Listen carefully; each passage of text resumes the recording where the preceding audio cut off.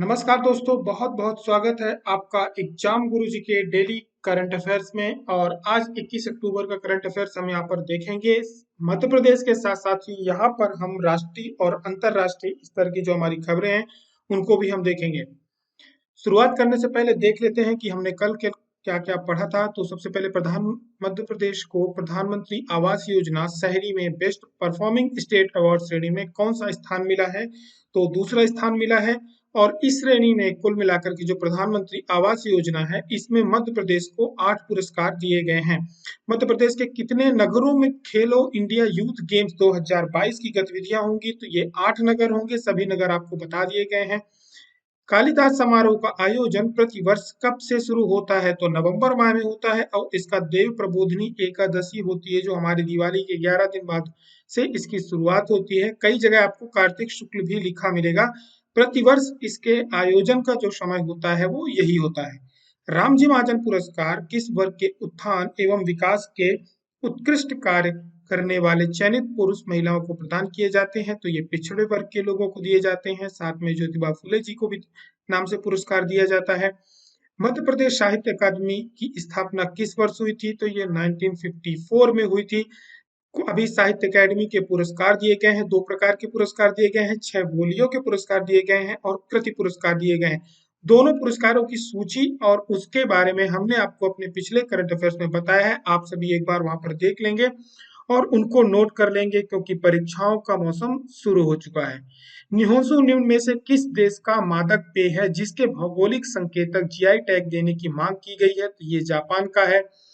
निम्न में से कौन प्रीमियर लीग आईपीएल का अध्यक्ष नियुक्त किया गया है? तो वो है अरुण धूमल नियुक्त किए गए हैं।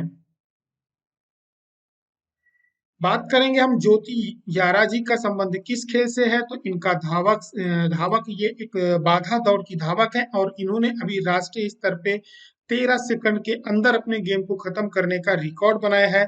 साजन भनवाल अंडर 23 विश्व कुश्ती चैंपियनशिप में पदक जीतने वाले पहले भारतीय खिलाड़ी हैं जिन्होंने ग्रीको रोमन पहलवान बने, यानी ग्रीको रोमन पद्धति में इन्होंने ये कुश्ती जीती है।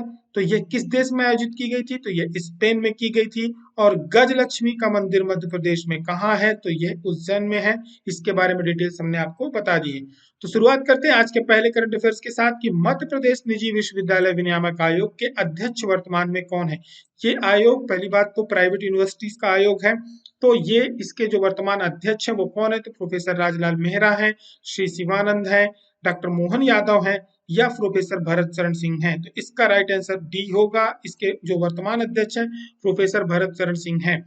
ये खबरों में क्यों है? इसका एक कारण है कि अभी क्या हुआ था, उच्च शिक्षा विभाग के जो मंत्री हैं डॉक्टर मोहन यादव, इन्होंने अभी एक बैठक आयोजित करी थी जिसमें उच्च शिक्षा सर्वेक्षण की शुरुआत की गई है। ठीक है, तो उच्च शिक्षा सर्वेक्षण जो होता है ये 2011 से प्रारंभ हुआ था और इसमें पूरी तरह से जो हायर एजुकेशन होता है वहां पे छात्रों के नामांकन से लेकर के छात्रों में पुरुषों का नामांकन कितना है, महिलाओं का कितना है, पता चला 12 तक जो लड़कियों का नामांकन है वो ठीक चल रहा है लेकिन कॉलेजों में आने के बाद लड़कियों की पढ़ाई रोक दी जाती है। तो उसका एक ये कारण पता चलता है। परीक्षा परिणामों की क्या स्थिति है, वित्त की क्या है, बुनियादी जो ढांचा होना चाहिए विश्वविद्यालयों में, एक नीड होनी चाहिए, आवश्यकताएं जो होती हैं उनकी पूर्ति हो रही है कि नहीं हो रही है, इन सारी चीजों का एक सर्वेक्षण होता है और इसकी शुरुआत 2011 से की गई थी। और इसका एक कारण ये है कि जो वैश्विक स्तर पे कॉलेजों में जब टॉप 100 की लिस्ट आती है तो उसमें भारत के विश्वविद्यालयों के नाम नहीं आते, ना तो महाविद्यालयों के नाम आते हैं। तो धीरे धीरे उस पर सुधार लाने के लिए इसकी शुरुआत की गई थी। तो इसकी जो बैठक हुई थी ये मध्य प्रदेश के जो निजी विश्वविद्यालय नियामक आयोग है वहां पे हुई थी और इसके जो अध्यक्ष हैं ये प्रोफेसर भरत शरण सिंह है। और ये 2007 में ये आयोग बना था। एक विधानसभा में बिल आया था, उसके बाद इसको बनाया गया था। ठीक है, अब बात करेंगे तो ये अब मैंने आपको डिटेल बता दी। तो मंत्री कौन है इस समय उच्च शिक्षा मंत्री? तो डॉक्टर मोहन यादव हैं। आगे की तरफ बढ़ते हैं, देखते हैं प्रश्न क्रमांक 2। मध्य प्रदेश भवन विकास निगम के संचालक मंडल के अध्यक्ष कौन होते हैं? अभी इसकी बैठक हुई थी, पहली बैठक हुई थी। तो इसकी अध्यक्षता किसने की थी या कौन करेगा? इसका गठन भी इसी वर्ष हुआ है। गृह मंत्री करेंगे, राज्यपाल करेंगे, मुख्यमंत्री करेंगे या आवास एवं नगरीय निकाय मंत्री करेंगे? तो इसका राइट आंसर क्या होगा? मुख्यमंत्री करेंगे। इसका गठन अभी हुआ है 21 फरवरी 2022 को। इसी वर्ष मध्य प्रदेश में मध्य प्रदेश शासन ने मध्य प्रदेश भवन विकास निगम यानी एमपीबीडीसी का गठन किया है।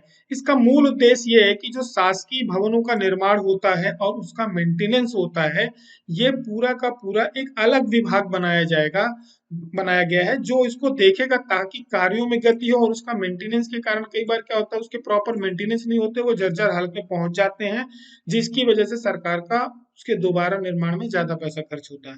तो अभी इसकी निगम की पहली बैठक हुई थी जिसकी मुख्यमंत्री ने बैठक की अध्यक्षता करी थी। तो परीक्षाओं में पूछा जा सकता है, इसके अध्यक्ष मुख्यमंत्री रहते हैं। अब बढ़ते हैं अगले प्रश्न की तरफ। लगातार करंट अफेयर्स में हमारे साथ ये जुड़ा हुआ है। मध्य प्रदेश में खेलो इंडिया गेम्स का आयोजन कब से प्रारंभ किया जाएगा? 31 जनवरी 2023 से किया जाएगा, 25 जनवरी 2023 से किया जाएगा, 11 फरवरी 2023 से किया जाएगा या 14 फरवरी वैलेंटाइन डे के दिन से किया जाएगा? इसका राइट आंसर क्या होगा? इसका राइट आंसर होगा जनवरी के आखिरी दिन 31 जनवरी 2023 से किया जाएगा। देख लेते हैं डिटेल यहाँ पे। अभी क्या है कि पिछले दिनों ही दिल्ली में जो भारत के खेल मंत्री हैं, युवा एवं खेल मंत्री हैं अनुराग ठाकुर, श्री अनुराग ठाकुर, इन्होंने घोषणा करी, एक औपचारिक घोषणा करी है कि जो अगला खेलो इंडिया यूथ गेम्स 2022 होगा वो कहाँ होगा? मध्य प्रदेश में होगा। मशाल सौंप दी गई है और इसका जो शुभंकर होगा वो भी आ चुका है। तो जो शुभंकर की पिक है वो आपको करंट अफेयर्स के फ्रंट पेज पे डली हुई है, आप उसको देख लेंगे। जाना पहचाना है आपके, और आप कमेंट करके बताएंगे कि अगले खेलो इंडिया का शुभंकर क्या होगा। मध्य प्रदेश इसकी जो मेजबानी करेगा वो 31 जनवरी 2023 से शुरू करेगा और उस दिन हमारे यहाँ ये गेम्स की शुरुआत होंगी। मसाल मुख्यमंत्री को सौंप दी गई है। मध्य प्रदेश की जो खेल मंत्री है यशोधरा राजे सिंधिया है वो भी वहां पे थी। और ऐसा पहली बार होगा कि जो हमारे राज्य का खेल है मलखम्ब, वो भी इस खेलो इंडिया में सम्मिलित किया जाएगा। और ये खेलो इंडिया का 5वां फेस्टिवल है, ये गेम्स है। अब मध्य प्रदेश के 8 नगर हैं जहां पर अलग अलग प्रतियोगिताओं का आयोजन होगा। उनमें 8 नगर हैं। एक तो आपका भोपाल है, इंदौर है, उज्जैन है, ग्वालियर है। ये 4 सभी बड़े नगर हैं। जबलपुर है, फिर मंडलस, महेश्वर, बालाघाट है।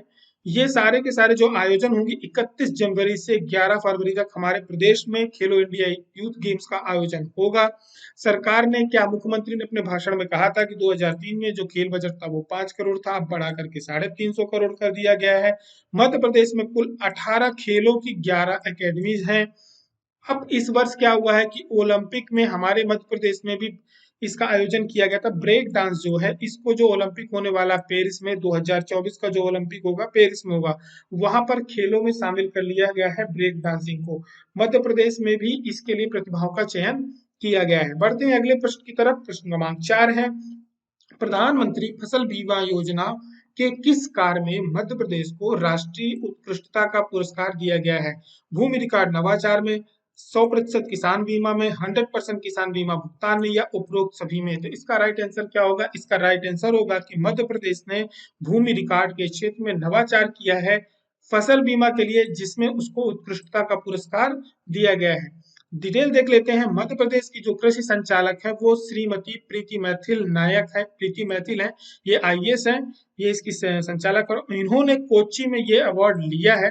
मध्य प्रदेश ने क्या किया है कि एनसीआईपी का जो पोर्टल है वहां पर जो भूमि रिकॉर्ड होता है इसको पूरा का पूरा एकीकृत किया है, एक साथ किया है, जिसकी वजह से जो बीमा है या बाकी के जो किसानों संबंधी योजनाएं होती हैं उनको लोगों तक पहुंचाने में और सरकार को बहुत सहूलियत होती है और लोगों को भी सहूलियत होती है। तो इस नवाचार के लिए मध्य प्रदेश को उत्कृष्टता का पुरस्कार दिया गया है।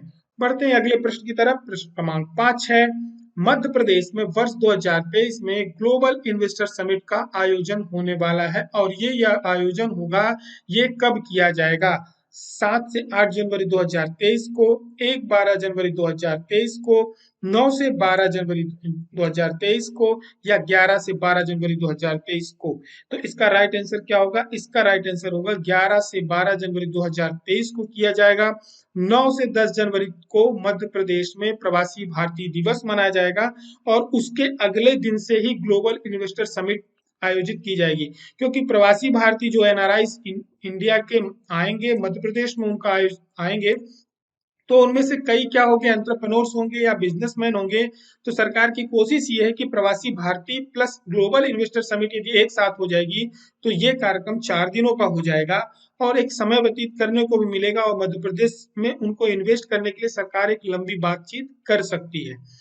ग्लोबल इन्वेस्टर समिट की ये अभी क्या हुआ था कि जो मध्य प्रदेश के मुख्यमंत्री हैं ये पुणे और दिल्ली में गए थे, जहां पर इन्होंने एक कुछ टेबल मीटिंग करी थी, कॉफी टेबल मीटिंग करी थी। जो इन्वेस्टर्स हैं, बिजनेसमैन हैं, उनको मध्य प्रदेश में निवेश करने के लिए उन्होंने अपनी बात रखी थी वहां पे। तो बहुत सारे फैक्ट्स रखे थे कि मध्य प्रदेश में निवेश क्यों करना चाहिए। तो इन्हीं से जुड़ी हुई चीजें कुछ है जो उन्होंने वहां पे बोले हैं, मैं आपको यहाँ पे बता देता हूँ क्योंकि परीक्षाओं की दृष्टि से भी ये महत्वपूर्ण है। तो पहली बात तो ये कि पहले जो मध्य प्रदेश का जीडीपी था, पूरे जो देश की जीडीपी में मध्य प्रदेश का योगदान था, वो 3.6% था, जो अब 1% की बढ़ोतरी हुई है। यानी भारत के जीडीपी में मध्य प्रदेश 4.6% का योगदान करता है। यदि करंट रेट पे बात करी जाए, वर्तमान में मूल्य पे विकास दर बात की जाए, तो वो है 19.76%, जो कि संपूर्ण मध्य देश में सर्वाधिक है अन्य राज्यों से। वहीं पे मध्य प्रदेश में जो सिंचित क्षेत्र है हमारे मध्य प्रदेश का, वो 45 लाख हेक्टेयर है, जो कि पूर्व में 7 लाख हेक्टेयर था। रकबा बढ़ गया है मध्य प्रदेश में सिंचित का। वहीं पे यदि उद्योगों के लिए बात करी जाए तो मध्य प्रदेश में 1,22,000 एकड़ का जो एक लैंड बैंक है मध्य प्रदेश सरकार के पास है, जहां पर आप उद्योग लगा सकते हैं। वहीं पर रीवा में सबसे बड़ा 750 मेगावाट का सौर ऊर्जा संयंत्र स्थापित किया गया है और ओंकारेश्वर डैम में 600 मेगावाट क्षमता का फ्लोटिंग सोलर प्लांट जो ऊर्जा संयंत्र है वो भी स्थापित किया जा रहा है। इसके साथ साथ क्या है, मध्य प्रदेश में ग्लोबल स्किल पार्क की स्थापना की गई है, जो कि सिंगापुर की सहायता से की गई है। तो हमारे पास क्या है, एक स्किल मैन पावर भी उपलब्ध है, हमारे पास एक अच्छा लैंडमार्क है, जो लैंड बैंक उपलब्ध है, साथ में हमारे पास एक ग्रीन एनर्जी भी है।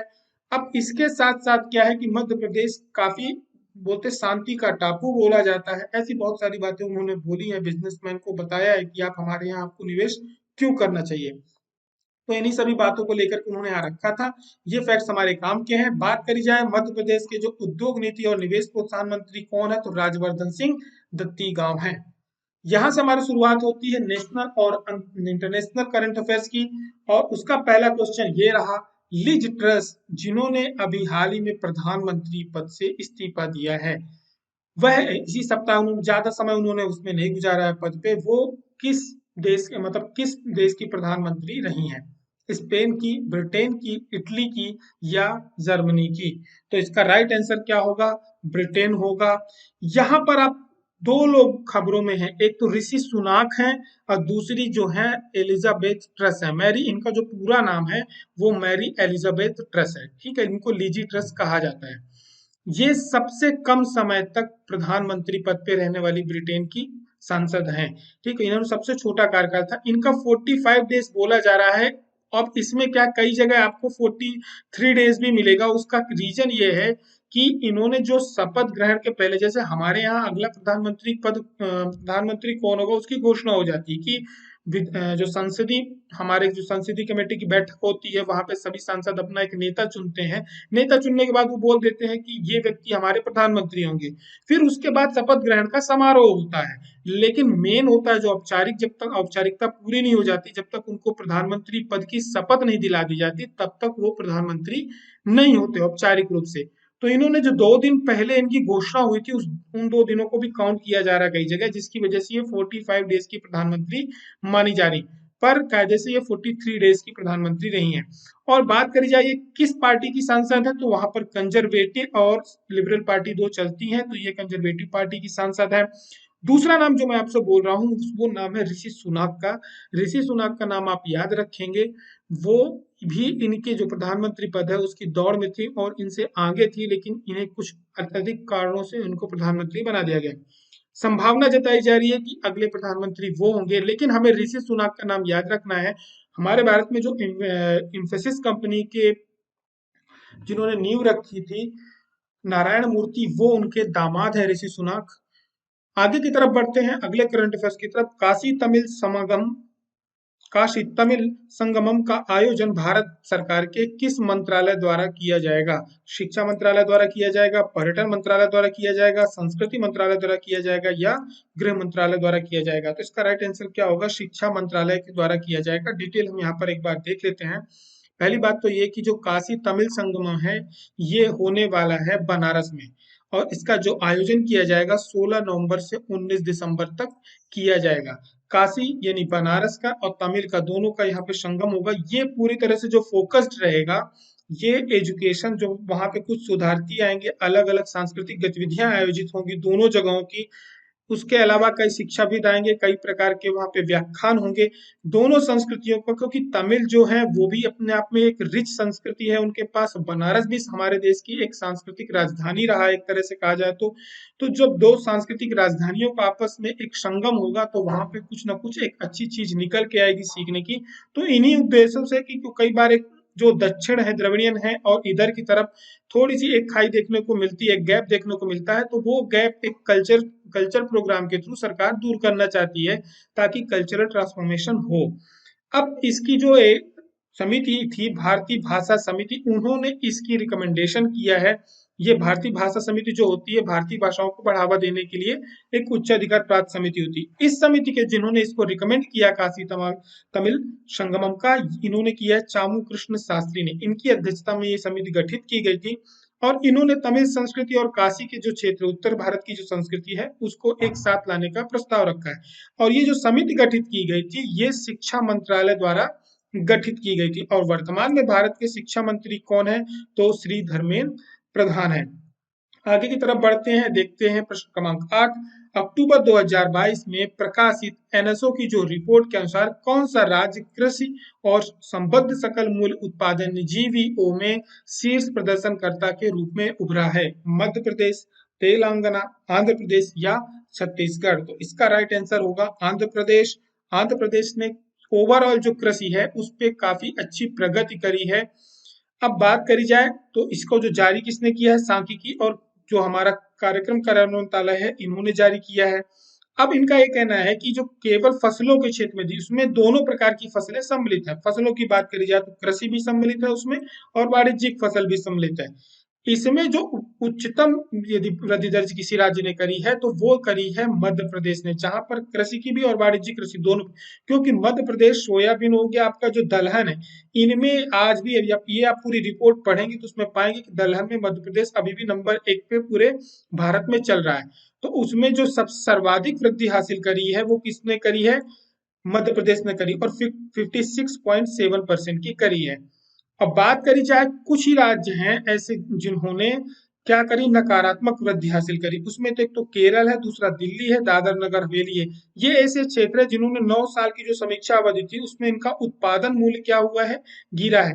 अब ओवरऑल बात करी जाए कि सभी टॉप 5 एग्रीकल्चर में जीबीओ में सर्वाधिक श्रेष्ठ 5 राज्य कौन से थे? तो 5 राज्य, पहले नंबर पे जो था वो आंध्र प्रदेश है, और मध्य प्रदेश इस लिस्ट में दूसरे नंबर पे है, तेलंगाना तीसरे नंबर पे है, छत्तीसगढ़ चौथे नंबर पे है, और तमिलनाडु 5वें नंबर पे है। इससे जुड़े हुए एक जो रिपोर्ट आई है, काफी अच्छी रिपोर्ट है, और ये आपकी मुख्य परीक्षा और जो प्रारंभिक परीक्षा होने वाली है उसके लिए भी महत्वपूर्ण हो जाती है।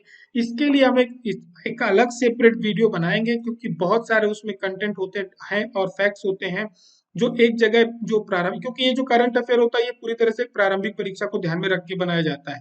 जो हमारे वनडे एग्जाम्स होते हैं या हमारी प्रारंभिक परीक्षाएं होती हैं, तो इसकी रिपोर्ट पे मैं एक अलग वीडियो आपको बनाऊंगा, और ये सारे वीडियोस आपको दिवाली के बाद मिलेंगे, तो आपको उसमें सारी डिटेल्स दे दी जाएगी, आप वहां पर देख लेंगे। बढ़ते हैं अगले प्रश्न की तरफ। प्रश्न क्रमांक 9 है, पीएम डिवाइन योजना का संबंध किस से है? पीएम डिवाइन योजना है, अभी लॉन्च हुई है, शिक्षा में क्रांति से संबंधित है, पर्यटन को बढ़ावा देने के लिए बनाई गई है, हरित ऊर्जा से इससे इसका संबंध है, या उत्तर पूर्व क्षेत्र के विकास से इसका संबंध है? तो इसका राइट आंसर क्या होगा? इसका राइट आंसर होगा कि उत्तर पूर्वी क्षेत्र के विकास के लिए योजना बनाई गई है। इसको जो नॉर्थ ईस्ट का जो पूरा का पूरा एक डेवलपमेंट के लिए सरकार ने क्या किया है कि लगभग 6,500 करोड़ रुपए का एक बजट अलॉट किया है, और इसकी एक अवधि भी निर्धारित की है। यानी उनका एक टारगेट है कि 2022-23 से लेकर के 25-26 तक के बीच में ये पूरा का पूरा पैसा एक सही जगह पे खर्च करना है। तो एक तो इस इंफ्रास्ट्रक्चर के लिए इन्होंने फंड पहले से ही कर दिया है, साथ में सरकार ने इसका पूरा ये क्या है कि एक पूरा एक बजट है जो अलग अलग क्षेत्र में लागू किया जाएगा, वहां पे बुनियादी ढांचा डेवलप किया जाएगा, उद्योगों के लिए वहां पे कार्य किए जाएंगे, सामाजिक विकास की योजनाएं वहां पर लाई जाएंगी। ऐसी बहुत सारी योजनाएं और परियोजनाएं हैं, उनको वहां पर लागू किया जाएगा। तो ये सरकार की एक पूरी की पूरी योजना है। इसका नाम है पीएम डिवाइन योजना। आप याद रखेंगे, ये उत्तर पूर्व क्षेत्र जो है उसके विकास के लिए है। इसका जो पूरा नाम है वो है उत्तर पूर्वी क्षेत्र के लिए प्रधानमंत्री विकास पहल। आगे की तरफ बढ़ते हैं और देखते हैं प्रश्न क्रमांक 10। हाल ही में खबरों में एक रहा है HTT-40 शब्द। इसका संबंध निम्न में से किससे है? इंटरनेट सेवा प्रोटोकॉल से है, मैलवेयर से है, हवाई जहाज से है या मिसाइल रक्षा प्रणाली से है? ऐसे शब्द आपको परीक्षाओं में देखने को मिल जाएंगे। तो इसका राइट आंसर क्या होगा? इसका राइट आंसर होगा ये एक प्रकार का हवाई जहाज है। अभी जो है डिफेंस एक्सपो लगा हुआ है गुजरात के अहमदाबाद में, तो वहां पर इसका प्रदर्शन किया गया है। अब ये क्या है, सरकार ने क्या किया है कि उद्योग और स्टार्टअप के माध्यम से अंतरिक्ष क्षेत्र में रक्षा बलों के नवीन समाधानों के विकास को सक्षम करने के लिए एक तो भारत सरकार की पहल है, जिसका नाम रखा गया है मिशन डेफ स्पेस। ठीक है। अब इस मिशन का उद्देश्य क्या है? इसके अंदर क्या किया जाता है? अंतरिक्ष क्षेत्र में जो भी रक्षा से संबंधित आवश्यकताएं होती हैं, उनको समाधान करने के लिए सरकार ने पूरा का पूरा एक प्रोग्राम बनाया हुआ है।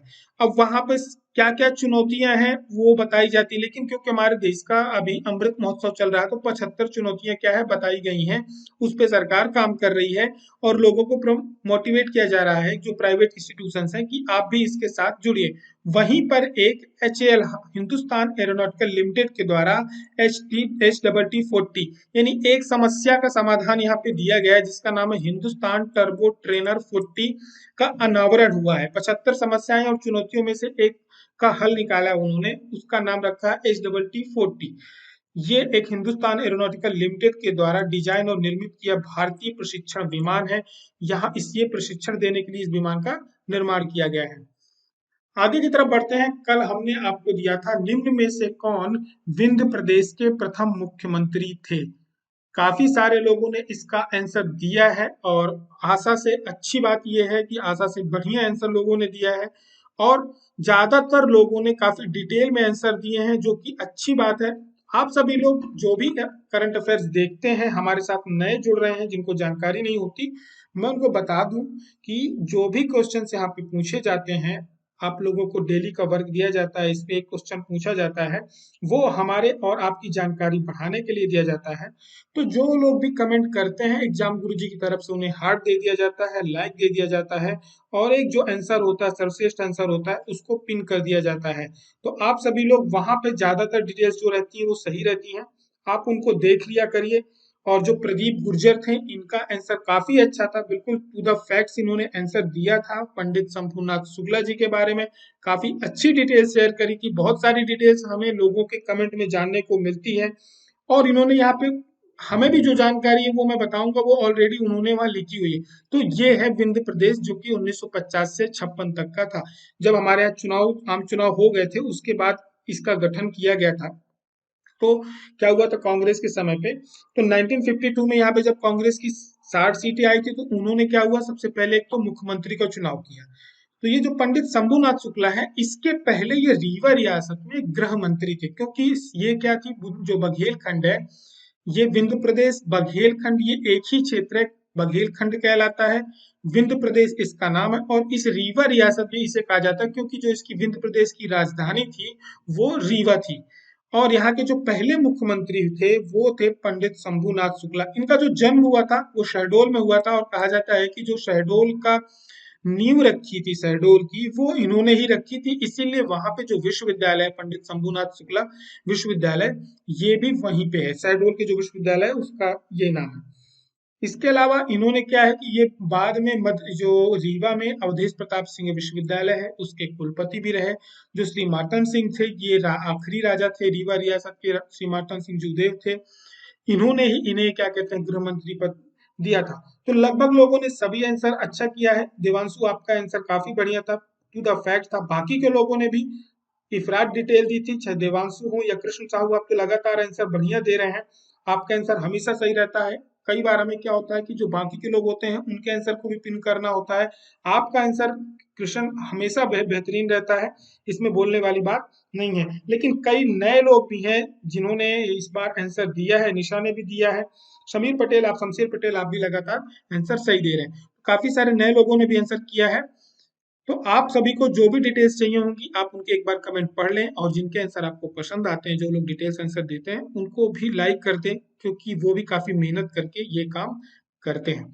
तो आज का करंट अफेयर खत्म करने से पहले आज का प्रश्न आपके सामने, निम्न में से कौन भोपाल राज्य के प्रथम मुख्यमंत्री थे? एक्चुअली क्या है, एक योजना हम चला रहे हैं कि 1 नवंबर को मध्य प्रदेश का स्थापना दिवस है। तो हमारे जो आपको अगले करंट अफेयर्स में जो क्वेश्चन ऑफ द डे मिलेंगे वो सभी के सभी मध्य प्रदेश का जो प्रारंभिक समय था पुनर्गठन से, इतिहास से, यहाँ से जुड़े हुए प्रश्न आपको मिलेंगे। धीरे धीरे हम गहराई में जाते जाएंगे और आपका मध्य प्रदेश का जो पुनर्गठन से संबंधित चीजें हैं वो धीरे धीरे मजबूत हो जाएंगी। तो स्टेप बाय स्टेप हम आगे बढ़ रहे हैं। कल हमने विंध्य प्रदेश की बात करी थी, अब हम भोपाल राज्य की बात कर रहे हैं। तो भोपाल राज्य के जो प्रथम मुख्यमंत्री थे वो कौन थे, आपको बताना है। इनमें से श्री श्याम सुंदर श्याम, लक्ष्मी नारायण अग्रवाल, श्री सुल्तान मोहम्मद खां या डॉक्टर शंकर दयाल शर्मा। जो भी राइट आंसर है, आप उस व्यक्तित्व से जुड़े हुए और भोपाल राज्य से की गठन से जुड़े हुए 2 से 3 फैक्ट्स, उस व्यक्तित्व से जुड़े हुए 2 से 3 फैक्ट्स, यानी लगभग 5 से 6 लाइनें नीचे कमेंट बॉक्स में आपको आंसर करने हैं। जिसका आंसर राइट होगा एग्जाम गुरुजी की तरफ से उसको लाइक दे दिया जाएगा, और जिन्होंने बहुत मेहनत करके बढ़िया आंसर लिखेंगे उनकी तरफ से एग्जाम गुरुजी का अपना दिल उनको दे दिया जाएगा। आप सभी समझ जाएंगे कि ये आंसर जो है सर्वश्रेष्ठ है या अच्छे हैं, इन्होंने अच्छे आंसर दिए हैं। यहाँ पे हमें कुछ जानकारियां मिल सकती हैं यदि हम ये कमेंट पढ़ते हैं, आप लोग अवश्य पढ़ें। बाकी के जिनके लाइक हैं उनके आंसर भी राइट है। तो आप सभी लोग कमेंट करना नहीं भूलें, और उससे जुड़ी हुई 5 से 6 जानकारियां आपको देनी है। करंट अफेयर आपको कैसा लग रहा है नीचे कमेंट करके बताएं। ये हमारे पायलट प्रोजेक्ट का सेकंड लास्ट डे है। इसके बाद कल हमारा आखिरी करंट अफेयर आएगा शनिवार को, जो कि हमारे पायलट प्रोजेक्ट का आखिरी दिन होगा।